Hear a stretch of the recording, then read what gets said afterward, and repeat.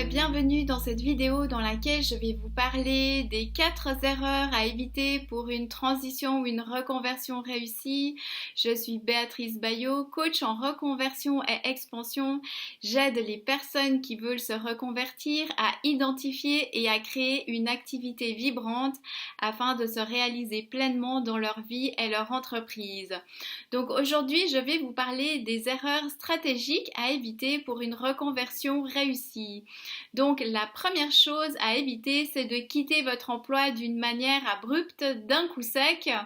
Si voilà, vous voulez créer votre entreprise, eh bien de quitter votre emploi du jour au lendemain pour créer votre entreprise. Eh bien,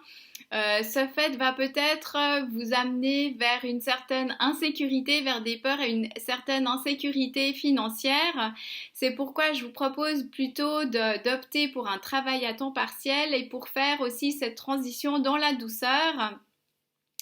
Ce travail à temps partiel va quand même vous amener une certaine stabilité financière et va aussi vous libérer du temps pour créer votre structure. À côté de ça, pour vous former, vous poser des questions, pour clarifier et vous donner du temps pour créer votre propre structure. Ou alors vous pouvez quitter votre travail d'un coup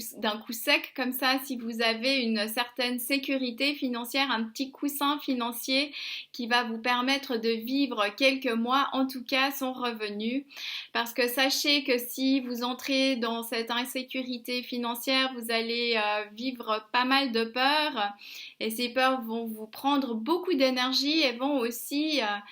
faire en sorte que vous allez avoir moins de clarté sur ce que vous voulez vraiment parce que ces peurs vont prendre beaucoup de place dans votre tête. Donc si vous voulez une transition plus fluide, eh bien je vous conseille en fait de faire ça plutôt dans la douceur, en optant pour un travail à temps partiel pour commencer. La deuxième erreur à éviter, c'est de sauter comme ça d'un emploi à un autre ou d'un travail à un autre sans faire au préalable un travail sur vous, ce qui va vous permettre déjà de clarifier ce que vous voulez, ce qui va vous permettre aussi de comprendre que vous allez peut-être devoir transformer votre mindset, votre état d'esprit, parce que finalement, en tout cas, si vous voulez créer votre propre entreprise,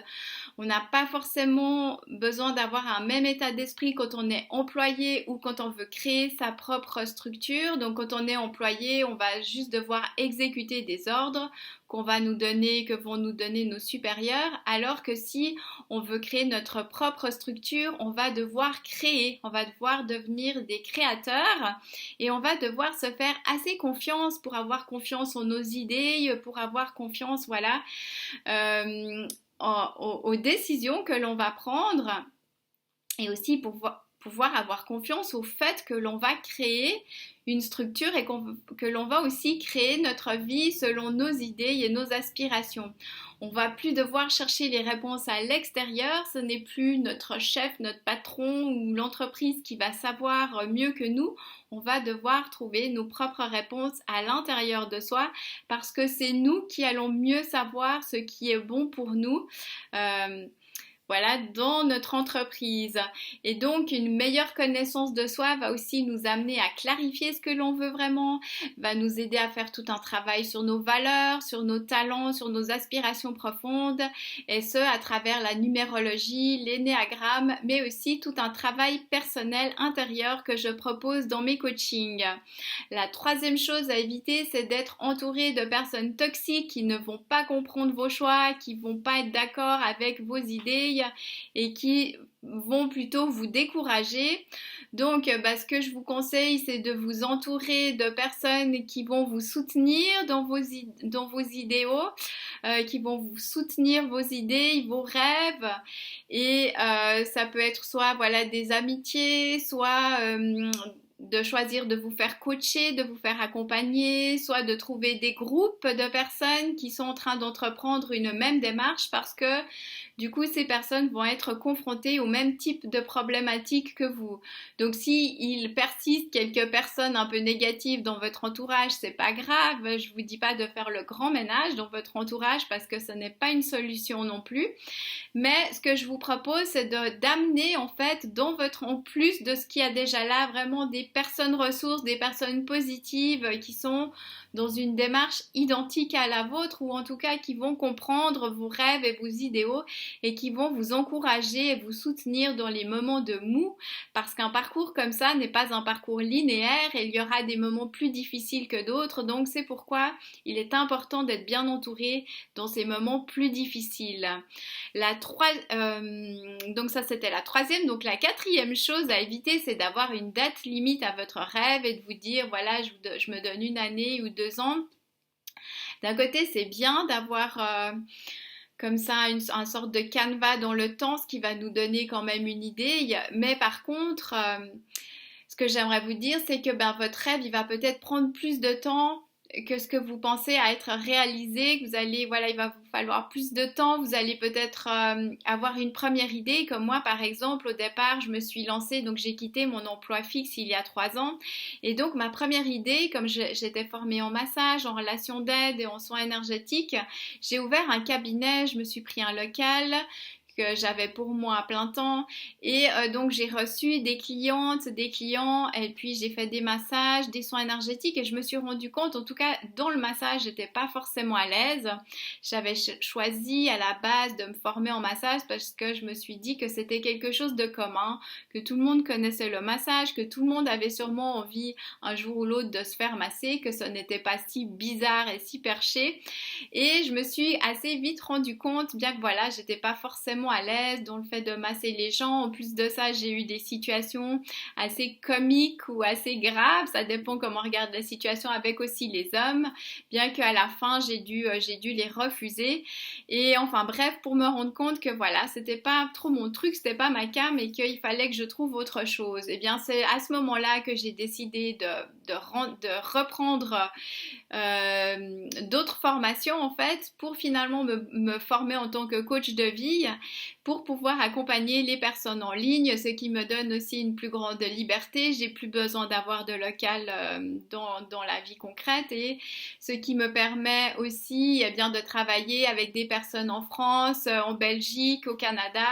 Voilà ce qui me donne un vaste champ d'action et voilà que je trouve ça super enrichissant et intéressant.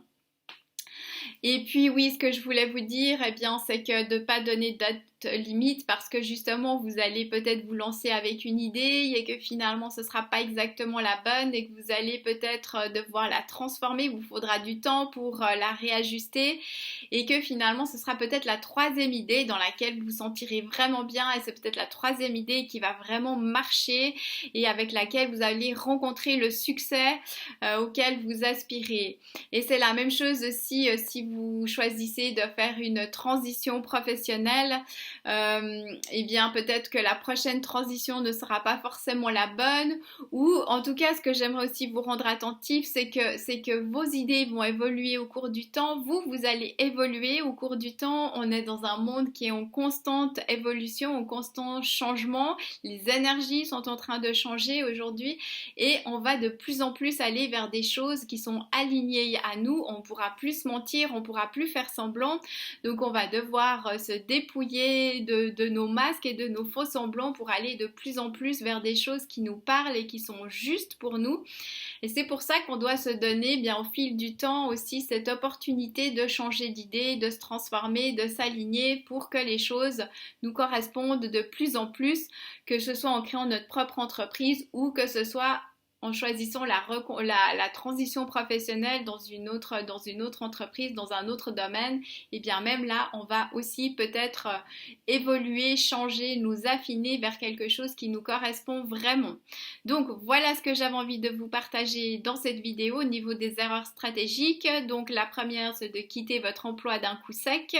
et plutôt d'avoir un petit coussin financier, une sécurité financière. La deuxième chose, c'est de faire cette transition sans faire au préalable un travail sur vous au niveau d'une meilleure connaissance de soi, d'avoir un bon état d'esprit, un bon mindset aussi. La troisième chose, eh bien, c'est de rester dans un entourage qui est peut-être toxique ou en tout cas d'enrichir, de ne pas enrichir cet entourage avec des personnes support en fait qui vont supporter vos idées, qui vont vous encourager quand ce sera plus difficile. Et la quatrième erreur, c'est de mettre une date limite à votre rêve parce qu'on ne sait pas exactement combien de temps tout ceci va prendre.